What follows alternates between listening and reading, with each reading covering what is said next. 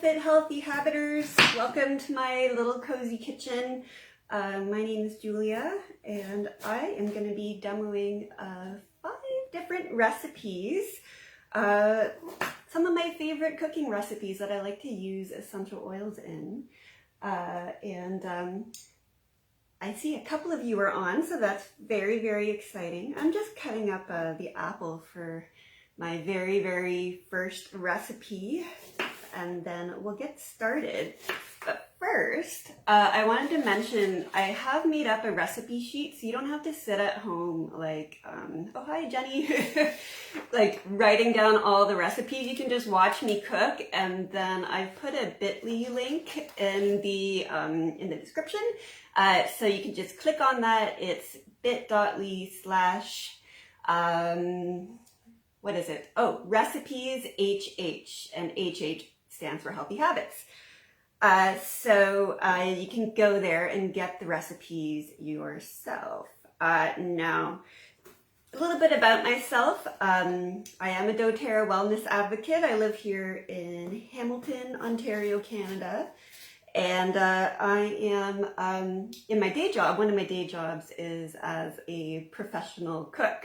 Hi Krista, but maybe in a little bit of a weird way. So if you've ever been to a historic house museum or like a historic village and you end up in a kitchen where there's a fire going and there's some lady in a costume who's making you like jam and scones with the historic recipe, that is what I do. So I actually have a historic cooking blog.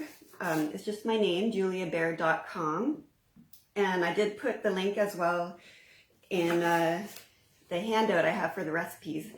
And I wanted to include it because this year a goal of mine was to start using recipes with essential oils that are vintage and historic, because every once in a while I come across one of them when I'm looking up recipes in old-fashioned cookbooks. So I have a couple of peppermint dessert topping recipes from the 1920s up there, and also I have a couple more planned.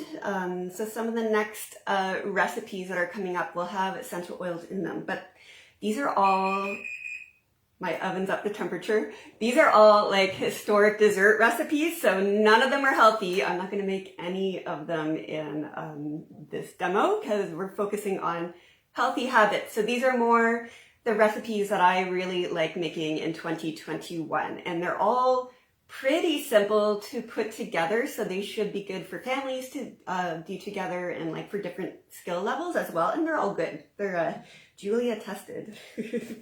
All right, so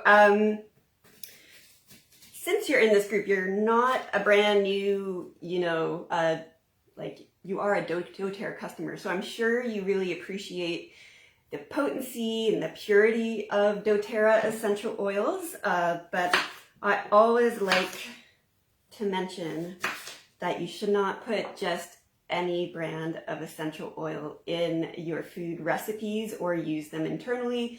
You're probably aware that a lot of essential oils on the market are adulterated. I've heard about 80% is a pretty good industry average. So doTERRA is one of those rare companies where you will know that you're actually getting a pure essential oil. And if you're a fairly new customer, you may not have heard of the website source2u.com. So source2u. And you can actually go on this website. The link is in the handout that I have in the description as well. Source2u.com has like a little search bar on the top that says enter your quality ID. And you can look on the bottom of a bottle of single essential oils, and so there's going to be an expiry date and also a quality ID or batch number. Enter that in, you'll be led to another page where you'll see a PDF file symbol. Click on that and it's going to bring you to the GCMS tests that have actually been done on this bottle of essential oil that you're holding in your hand and that you're using. So you could see all the chemical constituents, which is kind of interesting, all the different messages, but you can also check out, there's a little seal at the bottom from a third-party lab that guarantees that everything meets the requirements of what I grabbed Tangerine essential oil should be like. And you'll know that there's no adulteration or contamination as well. So you can check that out. It's interesting, and it's really nice that doTERRA has that transparency for everyone, right? If you're not sure if you can use a certain essential oil internally, there's a really easy way to look that up, because even though all the essential oils that doTERRA has in its line are like pure and tested, sometimes the chemicals, constituents that come in a certain essential oil make it's not safe for human consumption. So to find that out, look either on doTERRA.com or doTERRA literature, like maybe you have a product guide that lists all the essential oils. And if you look up a specific essential oil, you'll see little colored circles with letters in them. And so if you see a green circle with the letter I in it, that means that that essential oil or blend is safe to use internally, I for internal. So then you can put it in your food recipes. So there are some situations where it's really advantageous to use essential oils in your recipes. Gonna put my cores over here so they're out of the way. So if you do not have a particular spice, herb, or citrus root in your kitchen, lemongrass is one that I cook with quite often because it's hard to come by lemongrass here where I live, just in the grocery store. If you don't have it, you can use the essential oil and get that flavor. Sometimes you would like that flavor, but you don't want to either add more liquid, like adding citrus juice to the recipe, or maybe you don't want chunks of things, like chunks of chopped fresh herbs or grated citrus zest. This is where essential oils are going to shine again. Maybe you want like a more intense flavor than what you can get by using the spice or the herb as well, and you want it to be kind of more overall. Sometimes, I just don't want to juice. I do not want to grate like lemon peel. I don't want to chop fresh herbs.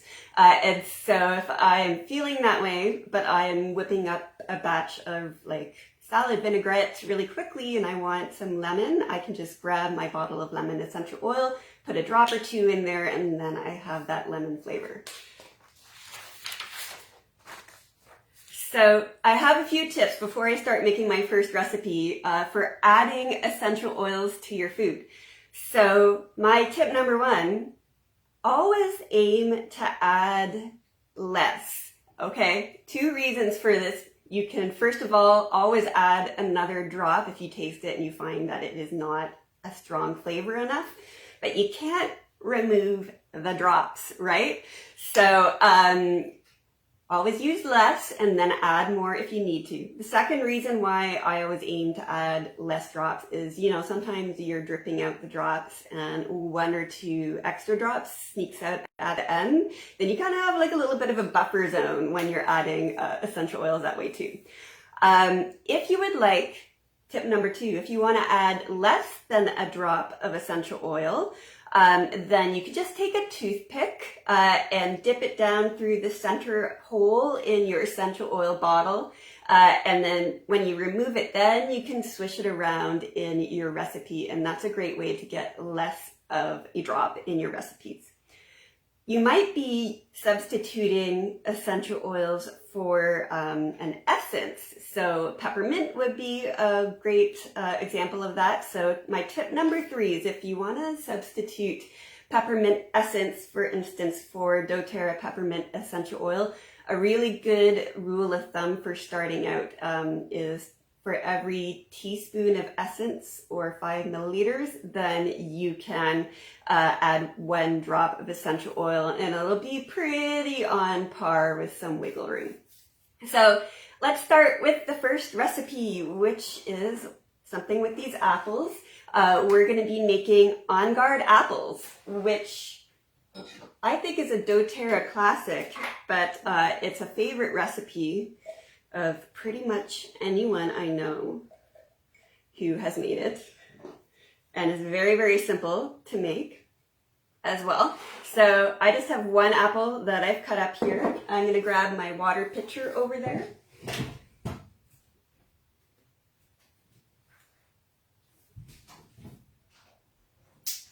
Just going to turn off my coconut oil. It's getting a little too hot over there. So you're going to cover the apples with water. You could do this in a bowl too. It doesn't have to be a jar. And then you grab your On Guard. So a good rule of thumb is to do 1 or 2 drops per apple that you've cut up. If it's a smaller apple, go for 1. If children are going to be eating these apples, go for 1. If it's all adults, you might want to add 2, because On Guard Protective Blend is kind of spicy. It's got some clove and cinnamon in there. So I added 2. That's what came out. So a great thing about doing it in the jar is you can shake it up. So I could just put this in my refrigerator and let it sit overnight. If you want to serve it pretty right away, let it just soak for at least 15 minutes, and then you can drain it and eat it. So you're going to get that spicy On Guard flavor, and it'll give everyone's immune system a little bit of a boost as well as they snack on their On Guard apples.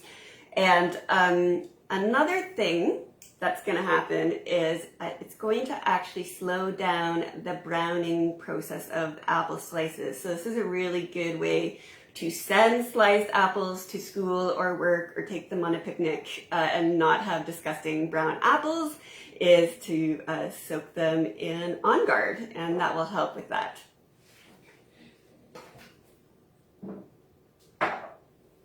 Okay, recipe number 2 is a granola.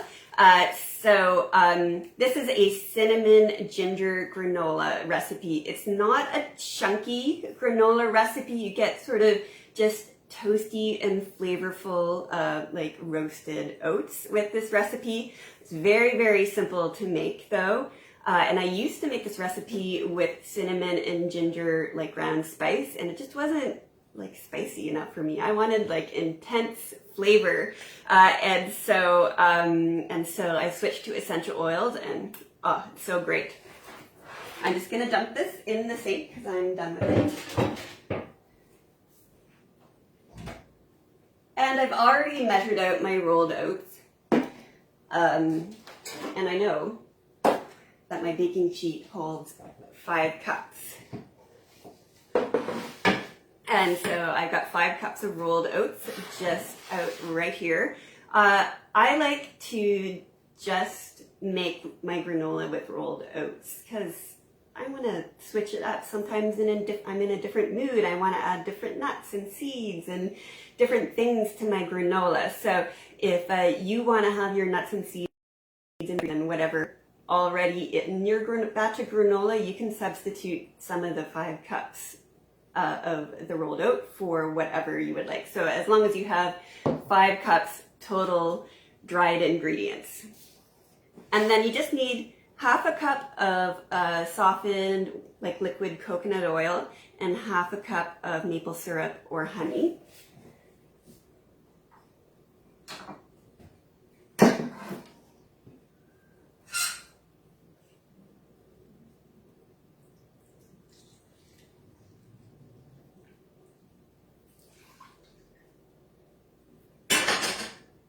So there's my coconut oil.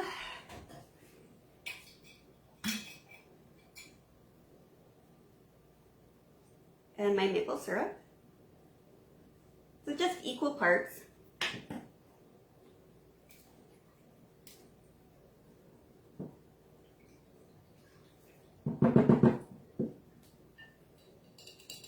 And then I add my cinnamon and ginger essential oils.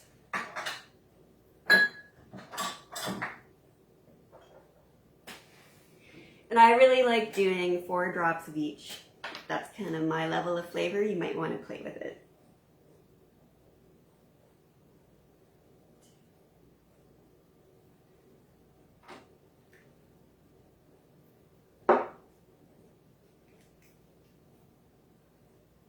Oh, it smells so good. Yes, it's so good. All right. And then I just add my liquids to my dried ingredients.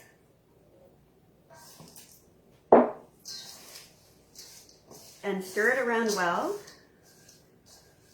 until it's very well mixed. Now, my cookie sheet is very, very well seasoned, let's just say. So I know that this is not going to stick to it. If you're not sure about that for your particular cookie sheet, you might want to add a layer of parchment paper.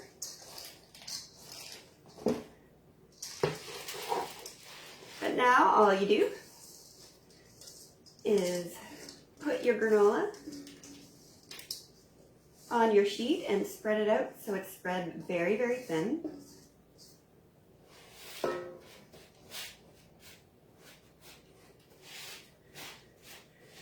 I've got my oven preheated to 300 Fahrenheit, which I want to say is 160 Celsius, but I am not entirely sure about that, so don't trust me on that.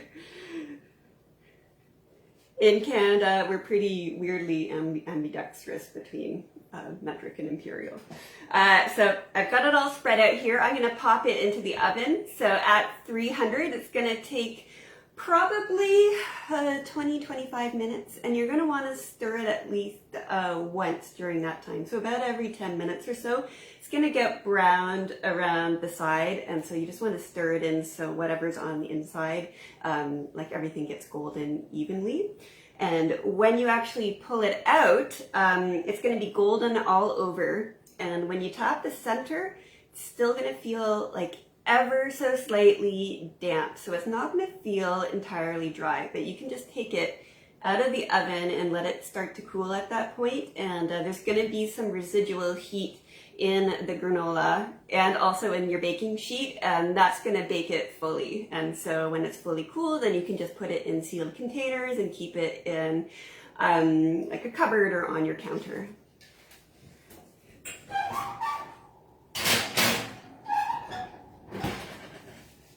There we go. Recipe number 2 that we're gonna make is a raw, like a cacao bark, which is really good. I thought I'd make this one with tangerine, since that's the essential oil that actually comes in the Healthy Habits kit. And I'm just gonna make it in my pot, actually. Okay, so we have 1/3 of a cup of coconut oil in here, and we're gonna have 1/4 of a cup of maple syrup and 3/4 of a cup of raw cacao powder. This is a really healthy dessert. It gives you a lot of energy, so don't munch on a lot of it in the evening, but it's really tasty. If you like dark chocolate, you're gonna love this.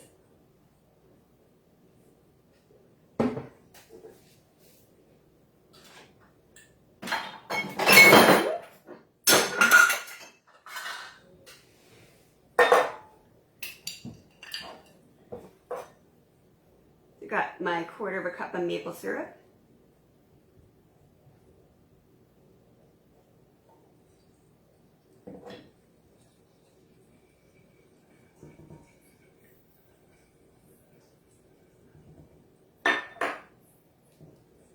And 3/4 of a cup of the raw cacao powder.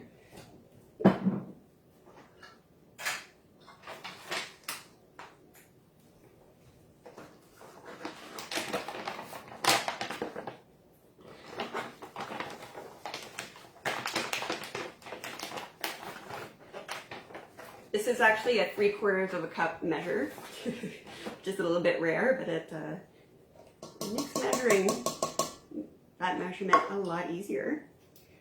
So mix it in really well. I'll hold it up so you can kind of see the chocolate inside. And I'm gonna add a few drops of tangerine essential oil. You could add Spearmint, peppermint, any orange essential oil would be really good. Probably On Guard or some spice essential oils like cardamom, clove, cinnamon, ginger would all be really good in this chocolate bark. I've added 4. Stir it up really well. And then you can always see, is that orangey enough? And the answer is yes. It's quite delightful. It's a really nice balance between the flavors. And then the last thing to add, if you would like, is some nuts. So I've got some sliced almonds here. It could be cashews. You could put some dried fruits in there. And the recipe actually says 1/4 cup, but I just usually like just do it by eye. I probably add a little bit more. Oh, Krista asked, can you get that from the bulk barn, the raw cacao? I imagine you can, definitely. I don't know if I've ever bought it there, but the bulk barn even has like a lot of like health food store items, not in bulk, but in packages like this too. So I imagine if you can't find it in a bin, they'll have it actually like in a package. I get this from like my health food store or like the health food section in a larger grocery store in my area. You just keep adding it until like it looks nutty enough for you. And then I find for this recipe kind of a 8x8 or 9x9 cake pan works really good with some parchment paper in the bottom. I just scoop it out and I can either put it in the freezer for about an hour or the fridge for like 3 or 4 hours just until it solidifies, and then I can just go and I break it up into pieces and put it into a container. And oh, Steve's home from work. Hi. I'm doing my Facebook Live. Welcome to our kitchen. That's okay. Do you want to walk through?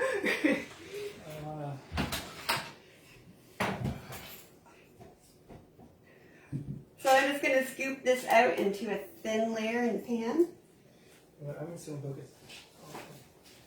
You're going to go get some stuff? Okay, he's going to run some errands.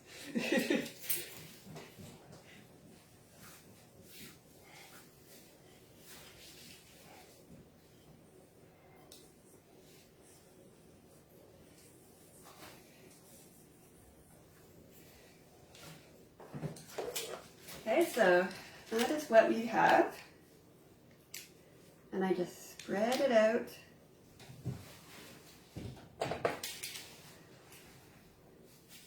Oh, everyone's joining in. My cat is on the table right now, coming to say hello to you guys.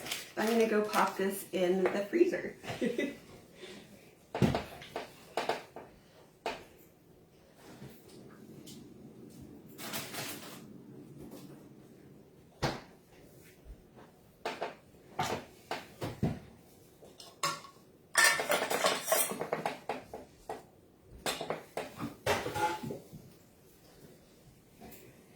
I got 2 more recipes which are a little bit more simple to pull off. One is a lime miso salad dressing, which I really like. It's a nice hearty salad dressing. That was just a cat treat being thrown across the table at my cat. So it's really hearty from the miso. I really like it, and it has like sort of like a nice just a different nutty, like limey flavor. So it's really, really good. So got my soybean paste here. It's also a fermented food, which is really good for your digestive health because it has, you know, those good bacteria in there.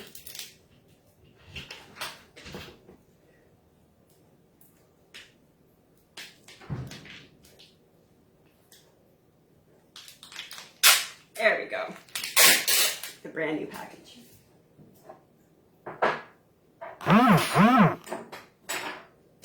So I got my little jar that I'm gonna make it in. And this recipe doesn't have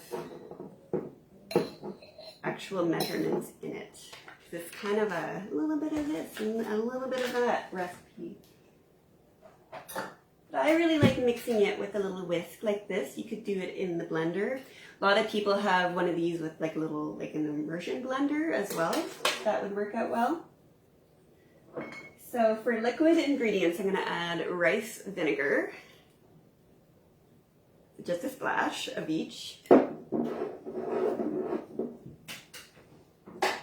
A little bit of sesame oil.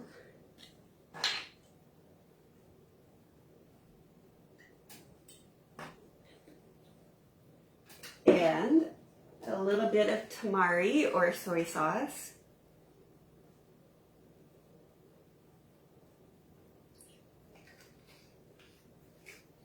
And some drops of lime essential oil.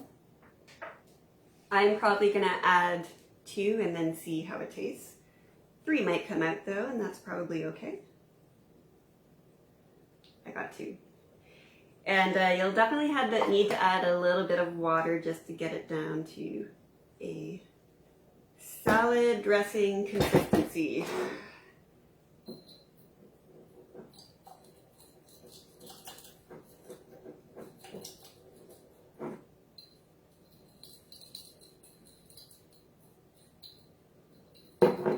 So this is a salad dressing, really easy to scale up or down.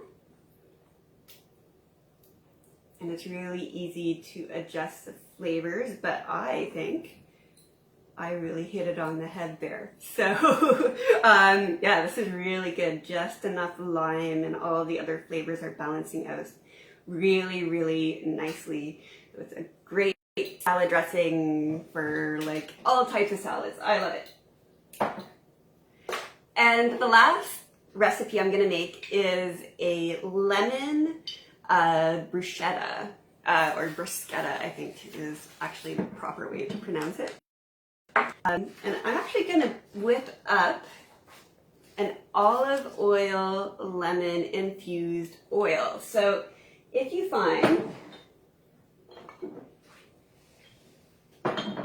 that you're using an essential oil and oil combo quite often, you can actually pre-make a batch of essential oil infused oil. And so that way you don't actually have to add the essential oil to your recipe because you'll have it already made.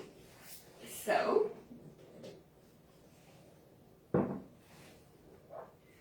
I'm gonna aim for a very mild lemon flavor. And I'm just gonna do it by taste.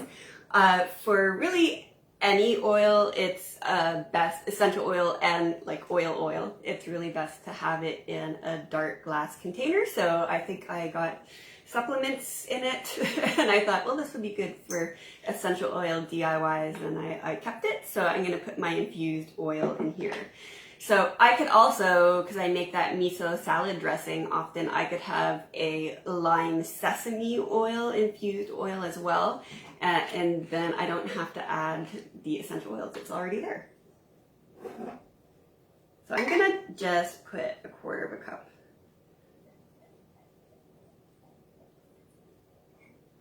Of olive oil.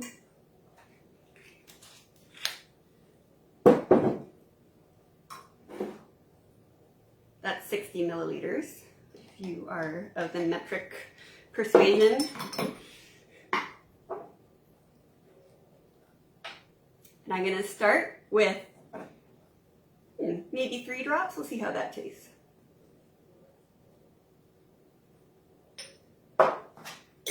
And then you just shake it up.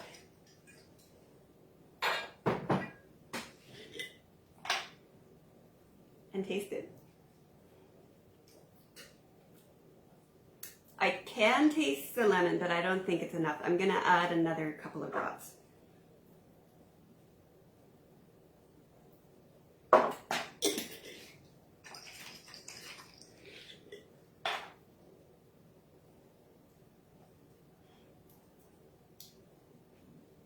Oh yeah, that's good. So it's not like lemony. It's just a nice lemon accent. So if you are making this with a quarter of a cup of olive oil, I really liked adding 5 drops of lemon essential oil. So I've already chopped up all my bruschetta ingredients. They're just right over here.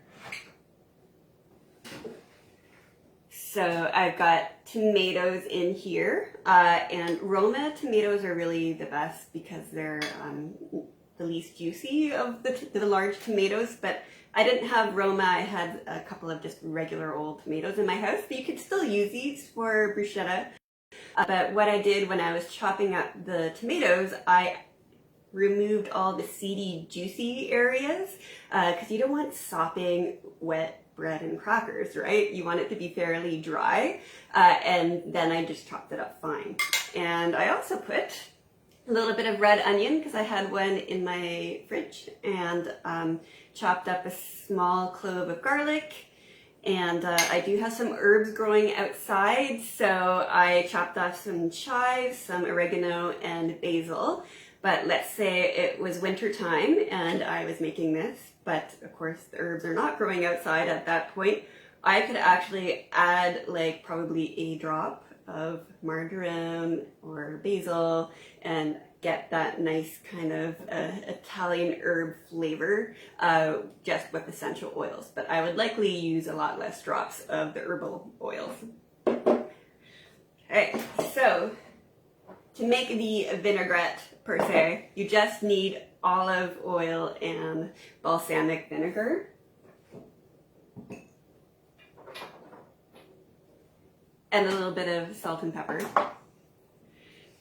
And keep in mind that you just want to lightly coat everything, so you're not going to make a lot. It's just a little bit. So I might put like a tablespoon of each in there.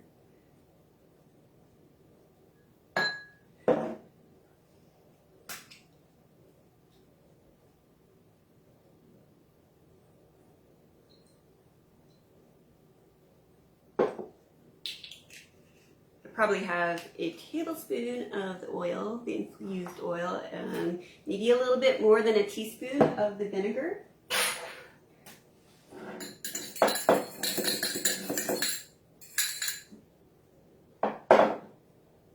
Add some salt and pepper. Just a little bit. And taste it. Oh yeah, that's good. So you got the balsamic, you got a little bit of the lemon flavor coming out. And I do have a little spatula over here so I can get this tiny little bit of vinaigrette out of the bowl.